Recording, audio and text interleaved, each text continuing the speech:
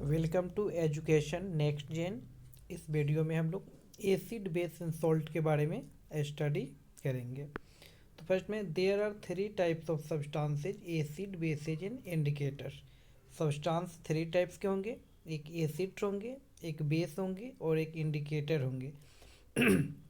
Basically indicator वैसे substance होते हैं जो हमें एसिड और बेस को आइडेंटिफाई करने में हेल्प करते हैं। इंडिकेटर की मदद से हम किसी ऑब्जेक्ट के बारे में, किसी सब्सटेंस के बारे में जान पाते हैं कि वह सब्सटेंस एसिड है या बेस है। तो सबसे पहले हम एसिड के बारे में स्टडी करते हैं। एसिड्स आर शार इन टेस्ट। एसिड जो होते हैं वो स्वाद में खट्टे होते हैं। They are corrosive in nature. ये जो है नेचर, इनकी प्रकृति जो होती है कोरोसिव, यानी ये जला देने की प्रवृत्ति होती है इनकी। A concentrated acid cut through cloth and eats away the wool.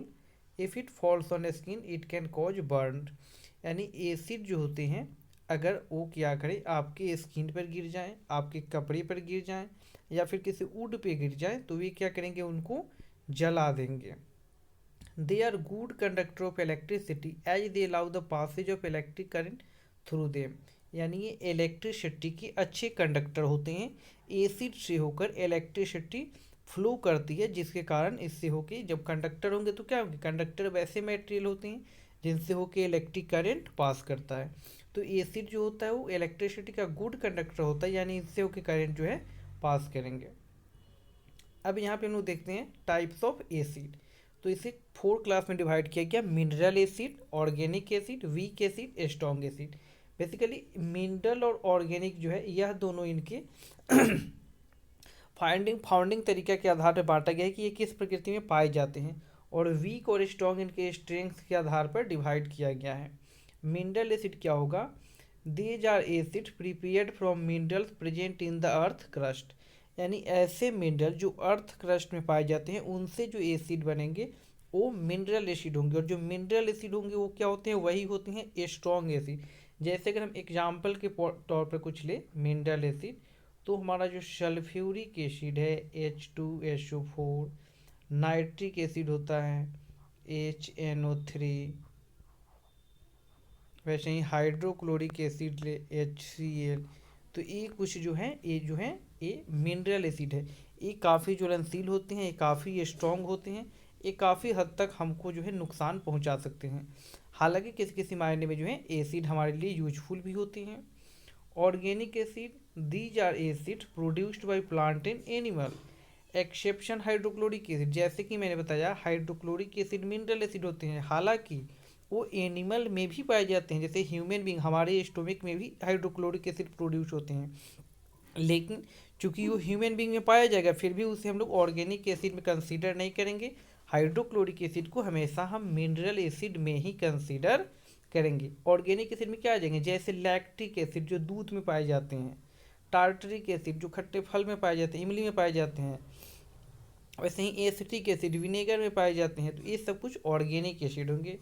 Weak acid, these do not dissociate completely in solution, example nitric acid, sulphuric acid. ऐसा वीक एसिड क्या होगा, वैसे एसिड जो कम्प्लीटली डिजॉल्व नहीं करेंगे किसी सॉल्यूशन में, completely टूटते नहीं है बेसिकली आयन में, तो वे होंगे वीक एसिड। और वैसे एसिड जो किसी सॉल्यूशन में कम्प्लीटली डिसोसिएट होंगे यानी टूटेंगे, वो हो जाएंगे जैसे टार्टरिक एसिड, लैक्टिक एसिड, ये सब। अब देख सकते हैं न्यूट्रलाइजेशन। न्यूट्रलाइजेशन का मीनिंग क्या होता है, किसी चीज़ को न्यूट्रलाइज कर देना यानी उसके पावर को जो है ख़त्म कर देना।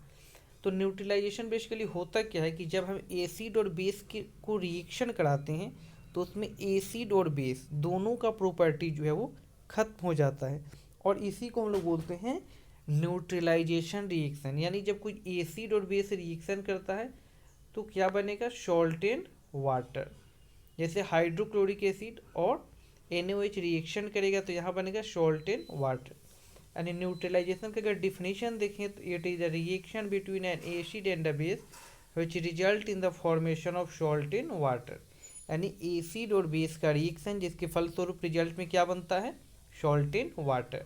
ये हमारे डेली लाइफ के लिए बहुत सारे ऐसे हैं एक्सपेरिमेंट जिससे हम देख सकते हैं, जैसे इंडिकेशन। इंडिकेशन में क्या होता है, too much acid in stomach cause indigestion, it is neutralize by taking an antacid like milk of magnesia.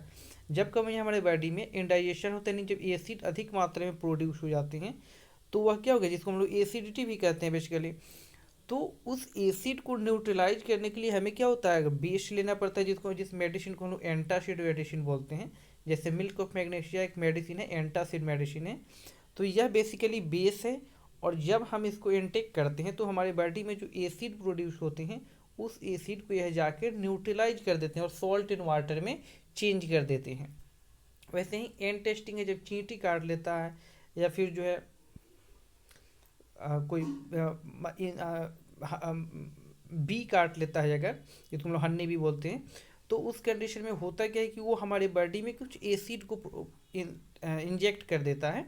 जैसे अगर हम एंट को लो, जो चींटी है वो क्या करता है हमारे बॉडी में, फॉर्मिक एसिड को इंजेक्ट कर देता है। तो जब फॉर्मिक एसिड इंजेक्ट हो जाता है तो उस जगह पे अगर हम लोग बेकिंग सोडा को रब करते हैं तो बेकिंग सोडा सोडियम बाइकार्बोनेट जो है वह क्या होता है, वह एक बेस होता है। वह बेस उस फॉर्मिक एसिड, जैसे यह सोडियम हाइड्रोजन कार्बोनेट या बाइकार्बोनेट और फॉर्मिक एसिड, यह बेस और एसिड दोनों जब रिएक्शन होगा तो क्या होगा, इस एसिड को यह न्यूट्रलाइज कर देगा और हमारे पेन से जो है रिलीफ मिलेगी। वैसे ही सॉइल ट्रीटमेंट में जब सॉइल जब एसिडिक हो जाता है, उसमें एसिड की बहुत अधिक मात्रा हो जाती है, तो उसमें क्विक लाइम जो चूना होता है कैल्शियम ऑक्साइड या स्लैक लाइम कैल्शियम हाइड्रोक्साइड, इसको जब मिक्स करते हैं तो यह बेस जा करके उस एसिड को न्यूट्रलाइज कर देता है। अगर हम एसिड की और प्रॉपर्टी को देखें तो asset turn blue litmus red, basis turn red litmus blue. Acid जो है यह ब्लू लिटमस को रेड में चेंज कर देता है, जबकि जो बेस होते हैं वो रेड लिटमस को ब्लू में चेंज करते हैं। आप ऐसे भी याद कर सकते हैं कि ये जो बेस हैं यह हमेशा क्या करेंगे, ब्लू में चेंज करेंगे। यानी ब्लू होंगे तो ब्लू ही रहेगा, और रेड होगा तो उसको भी क्या करेगा, ब्लू में चेंज कर देगा। और जो एसिड होगा वह क्या करेगा, वह जो ब्लू से रेड में चेंज करेगा, और जो रेड होगा तो रेड ही रहेगा। Substances which are neither acidic nor basic are called neutral. वैसे सब्सटेंस जो एसिड या बेस कुछ भी नहीं होंगे तो उसे हम लोग बोलते हैं neutral. Solution of substances that show different colour in acidic, basic and neutral solution are called indicator. वैसे सब्सटेंस जो एसिड में, बेस में और न्यूट्रल में तीनों में अलग अलग प्रॉपर्टी शो करते हैं, वैसे सब्सटेंस को हम लोग इंडिकेटर कहते हैं। और इनकी हेल्प से हम किसी सब्सटेंस के बारे में जान पाते हैं कि वह एसिड है या बेस है या न्यूट्रल है।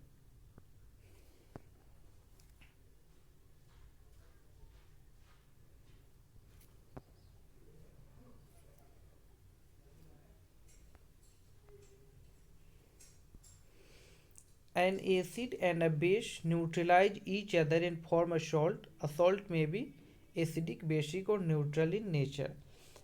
जब एक एसिड और एक बेस दोनों जब रिएक्शन करते हैं तो यह न्यूट्रलाइज एक दूसरे को करते हैं और उनके फलस्वरूप सॉल्ट बनता है।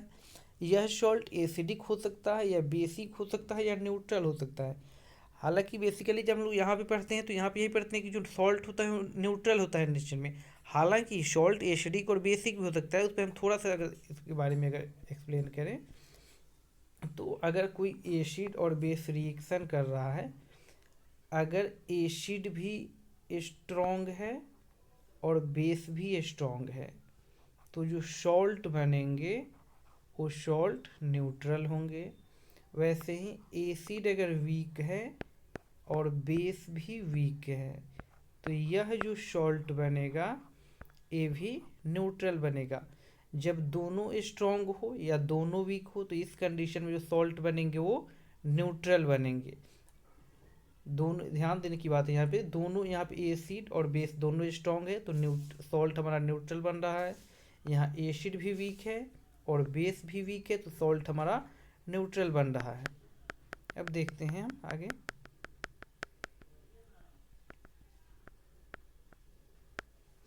जैसे मान लीजिए हमारा एसिड जो है वो वीक है और बेस स्ट्रॉन्ग है, बनेगा तो प्रोडक्ट हमारा सॉल्ट ही। लेकिन यहाँ देखिए, यहाँ पे एसिड वीक है और बेस स्ट्रॉन्ग है तो बेसिकली जो स्ट्रॉन्ग होगा उसका वीक वाले पे प्रभाव रहेगा। तो यहाँ पर बेस स्ट्रॉन्ग है तो सॉल्ट जो है वो बेसिक होगा। अगर हमारा एसिड स्ट्रॉन्ग है और बेस वीक है तो यहाँ पर जो सॉल्ट बनेगा यह सॉल्ट एसिडिक होगा।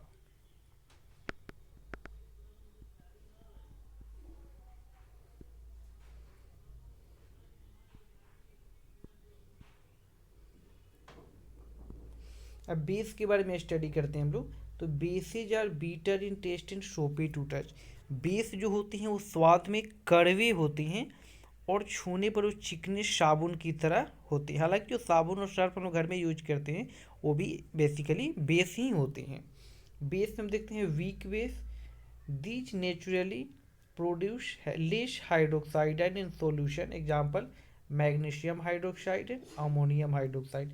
जो वीक बेस होते हैं वो लेस हाइड्रोक्साइड को प्रोड्यूस करेंगे और जो स्ट्रॉन्ग बेस होंगे वो मोर नंबर ऑफ हाइड्रोक्साइड आयन को प्रोड्यूस करेंगे।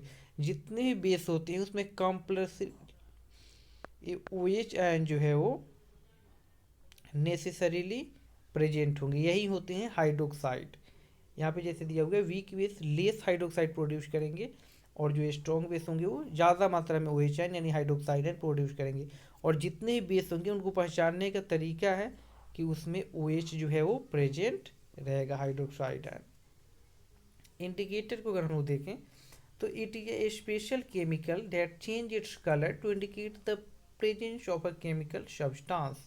यह एक स्पेशल केमिकल सब्सटेंस होता है जो किसी दूसरे केमिकल सब्सटेंस के प्रेजेंस के अनुसार अपने कलर को चेंज करता है और यह इस चेंज से हमें यह कंफर्म करता है कि वहाँ पर जो है वह एसिड है या बेस है या फिर न्यूट्रल सॉल्यूशन है। अब क्लासिफिकेशन अगर हम करें इंडिकेटर का तो फर्स्ट में है litmus. It is extracted from lichen. It is available in the form of strips of paper और in the form of solution. Litmus जो होते हैं वो लीचेन से प्राप्त होते हैं। लीचेन एक बेसिकली पौधा होता है और यह पेपर के फॉर्म में भी होता है और लिक्विड के फॉर्म में भी होता है।